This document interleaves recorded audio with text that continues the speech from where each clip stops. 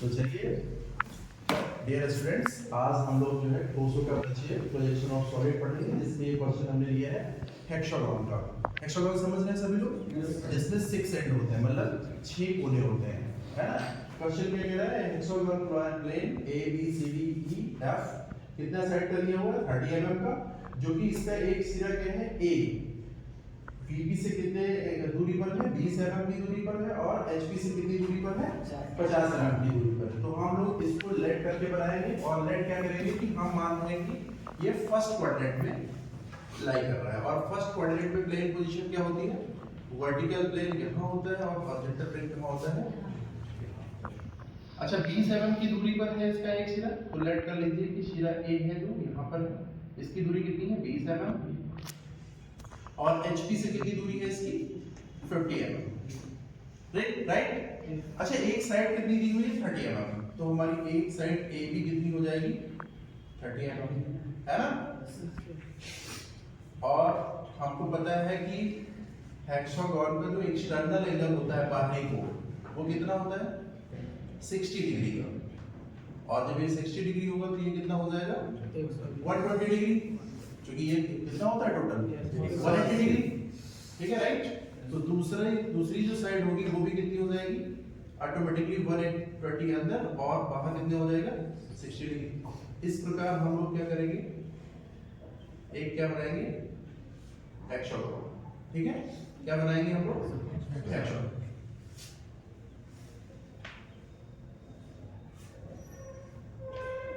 जो कि क्या हो गया? A B C D E और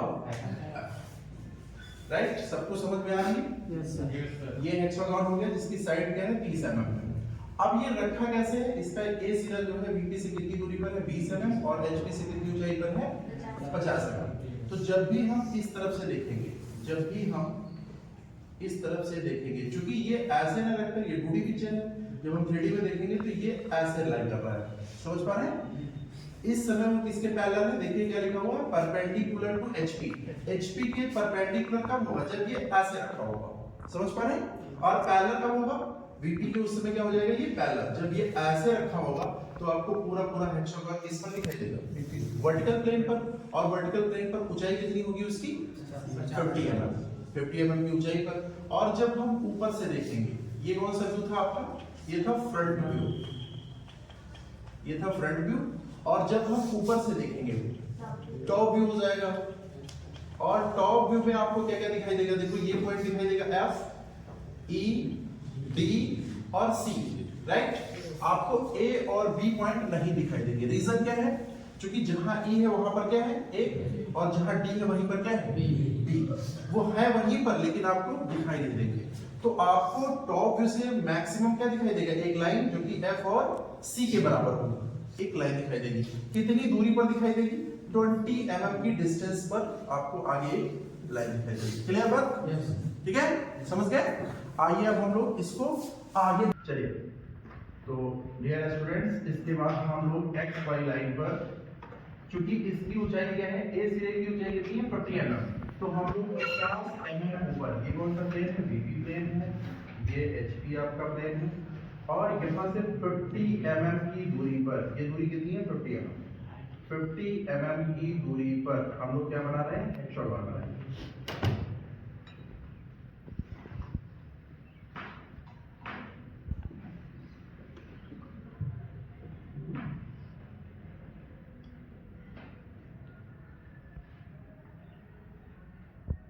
ये क्या है? A B C D E और इसकी ऊंचाई कितनी है? 50 mm। अच्छा, यहाँ नीचे हमको कितनी दूरी पर मिलेगा? देखो, F के बराबर F हो गया, E और A एक साथ है, यहाँ मिलेंगे। D और B एक साथ है, हमको कहाँ मिलेंगे? यहाँ पर। और F हमको कहाँ मिल रहा है? अच्छा, कितना नीचे मिल रहे हैं ये कितना नीचे मिल रहे हैं? 20 mm नीचे। रीजन क्या है कि इसकी जो दूरी है एसेंट की, वो कितना है? 20 mm नीचे, राइट। क्लियर? सबको समझ में आ रहा है? आप चाहिए तो ये 50 mm को आप यहां रिमूव कर सकते हैं, 50 mm, राइट। समझ गए? ये तो एक्चुअल स्थिति हो गई उस समय की जिस समय वो एचपी प्लेन के परपेंडिकुलर है और वीपी प्लेन के क्या पैरेलल है। अब आती है बात ये कि 45 पर इंक्लाइन है। जब 45 पे इंक्लाइन होगा तब हम लोग क्या करेंगे, देखो यहाँ पर वीपी प्लेन था तो सारे पॉइंट में हमें क्या लगाना है, डैश, ठीक है, राइट। अच्छा यहाँ पर मैं नाम दे रहा हूँ, इसका 1 दे दे रहा हूँ, ये यहाँ पर मैं नाम दे दे रहा हूँ बिना डैश का, ये हो गया F, ये हो गया E, ये हो गया D और ये हो गया C, राइट। जहाँ D है वही क्या है, B है, और जहाँ E है वही क्या है, A। अब हम लोग क्या करेंगे, इसके इस वाली लाइन को आगे बढ़ाएंगे यहाँ पर, और इस पर हम लोग 45 डिग्री इंक्लाइन करेंगे। चूंकि कहां से इंक्लाइन है रेखा, मतलब वो जो आपका हेक्सागोन है वो कहां से इंक्लाइन है, वर्टिकल प्लेन से 45 बना रहा है, तो हम लोग एचपी में 45 बनाएंगे।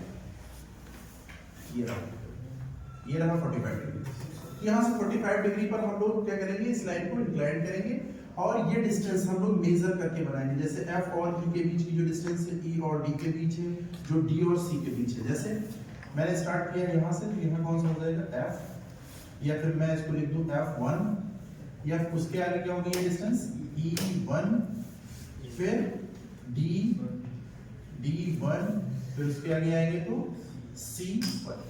अच्छा जहाँ D है वहीं क्या है, B1 है, और जहाँ E है वहीं पर क्या है, A1।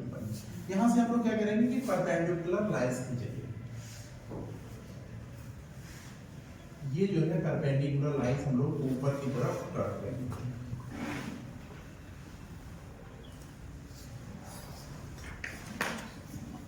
और इस तरफ से हम लोग परपेंडिकुलर लाइन इस तरफ ड्रॉ करेंगे, जस्ट लाइक दिस। और फिर हम लोग क्या करेंगे कि यहाँ पर इंटरसेक्शंस निकालेंगे कि कौन सा पॉइंट यहाँ पर इंटरसेक्ट कर रहा है, ठीक है। जैसे ये F1 है, ये F1 है, यहाँ पर F है, राइट। तो ये वाला पॉइंट क्या हो जाएगा, यहाँ पर हो जाएगा F dash by F1, right.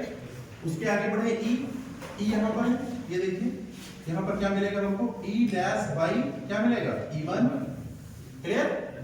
उसके आगे जाएंगे हम लोग D, तो D कहाँ है, यहाँ पर, यहाँ क्या मिलेगा हमको, D डैश बाई D1। उसके आगे आएंगे C कहाँ पर है, यहाँ पर, और यहाँ से C1 कहाँ पर है, यहाँ पर है, C डैश बाई क्या हो जाएगा, C1। अगेन वापस आएंगे तो यहाँ पर B1 है, यहाँ पर B डैश है इस जगह पर, तो ये क्या हो जाएगा, B डैश बाई B1। और फिर हमारा A1 है यहाँ पर, और ये वाला पॉइंट कौन सा मिलेगा हमको, A डैश बाई A2। अच्छा इन सारे इंटरसेक्शंस को अब हम ज्वाइन करेंगे, जैसे इस प्रकार। जब हम इसको ज्वाइन करेंगे तो ये हमें कुछ एक्चुअल शेप से कुछ कम शेप मिलेगा, और ये वाला पॉइंट क्या कहलाएगा हमारा, ये वाला पॉइंट कहलाएगा एलिवेशन, ठीक है। एलिवेशन को क्या कहते हैं, उच्चछेद।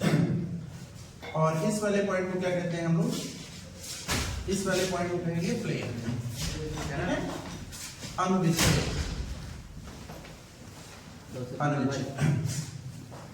राइट।